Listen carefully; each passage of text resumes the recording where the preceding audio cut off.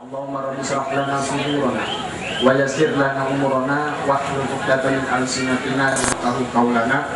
Rabbi zidna ilman warzuqna fahman. Rabbi zidna ilman warzuqna fahman. Rabbi zidna ilman warzuqna fahman. Amin ya rabbal alamin. Yang saya hormati para sesepuh dari kampung, tokoh para ulamanya, tokoh para aparatur pemerintah yang saya tidak sebutkan satu persatu, namun tidak mengurangi rasa hormat saya. Yang saya hormati dan saya muliakan para masyayikhina, ya Haji Tobri, putra Mu'alim Syafi'i Hazami, kakek guru saya.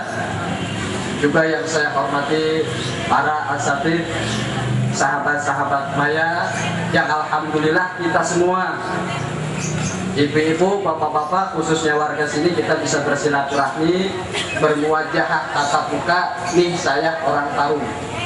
Orang Parung, tahu Parung Pak? Bukan Parung Panjang. Tadinya saya mau demo Parung Panjang, salah, bukan Parung Panjang. Alhamdulillah, tapi karena ini maulidan saya ngeri, hukumnya nggak boleh ke demo gitu. Saya Parungnya wilayahnya dekat Abah Segaf, Habib Abdurrahman Habib Segaf di Madinah Jawa Barat. Dulu saya mondok di situ. Parung Seeng transit, tapi jangan terkenal Jabon ya, jangan ingat Jabon. Nah, transit antara Bogor, Tangerang, Ciputat dan Depok ke Parung. Jadi dia punya 3 wajah. Nah, di sini saya akan mengajak Bapak, Ibu sedikit berbicara tentang hak-hak Rasul. Kalau tadi guru-guru kita udah bicara tentang karakter Rasul, akhlak Rasul, kemuliaan Rasul, bagaimana sikap kita sebagai umat Rasul. Nah, sekarang kita pengen tahu nih, apa sih hak-hak Rasul? Mungkin ada pertanyaan, Ibu, Bapak. Lah, dasarnya Ustadz kenapa pengen ngomong kayak begitu? Oke, Ibu, Bapak pasti punya anak. Kata ya, Bu, Ibu pengen dihormati. Hak Ibu itu dimuliakan, hak Bapak itu dimuliakan, hak Bapak Ibu itu dihormatin, hak Bapak Ibu itu ditaatin. Nah, kalau kita memahami itu, Bapak memahami itu, Ibu memahami itu, paham nggak kita sama Rasulullah? Apa sih hak-hak Rasulullah yang harus kita ikutin, yang harus kita taatin? Kita jangan nuntut sama anak kita, nah, taat ini hak Bapak, kamu harus taat, kamu harus patuh, kamu harus nurut. Tapi kok kenapa kita lupa sama hak-hak kalau nggak ada? Kalau nggak ada Rasulullah, anak muda nggak kenal tuh yang namanya kehormatan wanita. Atau bukti kalau kita ini jarang ngasih didikan kepada anak terhadap ajaran Rasulullah. Jadi jangan salahin siapa-siapa, jangan salahin si anak, jangan salahin siapa-siapa. Kalau anak nggak mau berbakti, kenapa? Oh, ternyata kita salah. Kenapa nggak pernah masukin anak, nggak pernah ngedidik anak tentang ajaran Rasulullah dengan baik? Ketika seorang anak jauh daripada ajaran Rasulullah, maka kita akan merasakan bagaimana pahitnya kita sebagai orang yang merawat, melahirkan buat ibu-ibu, tidak dihormati sama anak. Pahit, sedih. Begitu pula Rasulullah. Ketika Rasulullah berjuang, mengorbankan nyawa, darah, harta untuk umatnya, tapi kok kenapa umatnya nggak mau patuh, nggak mau memenuhi hak-haknya? Kalau kita bilang, wah ini anak kurang ajar, ya. Kalau ada anak yang begitu kan kita bilang anak kurang ajar doang, kan begitu. Nah Rasulullah, cuman kalau Rasulullah nggak kayak kita ngomong begitu.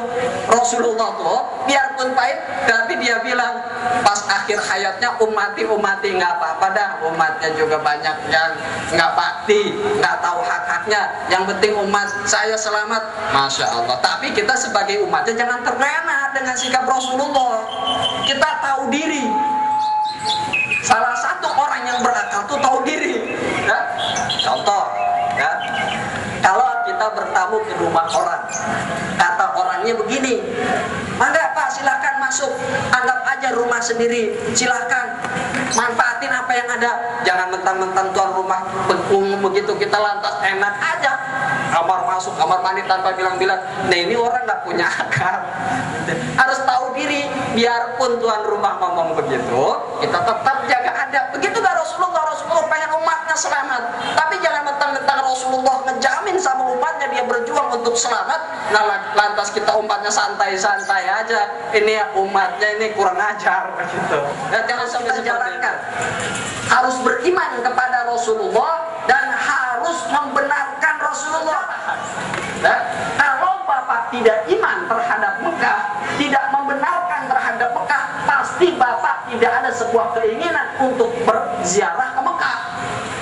Kalau saya tidak memiliki keyakinan si fulan cantik, tidak memiliki pembenaran si fulan cantik, saya cuek-cuek aja.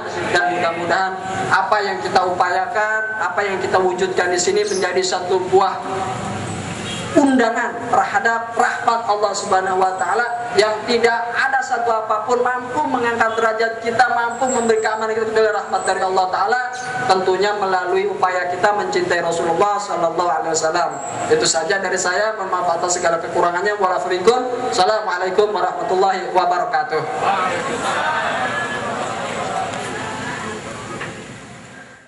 Hadirat sekalian yang kami hormati, selesailah sudah acara ceramah agama, hikmah maulid dari pagi sampai dengan siang hari ini. Begitu besar ilmu yang kita dapatkan. Mudah-mudahan apa-apa yang para mubalik sampaikan tadi kita semua dapat mengamalkan bersama-sama.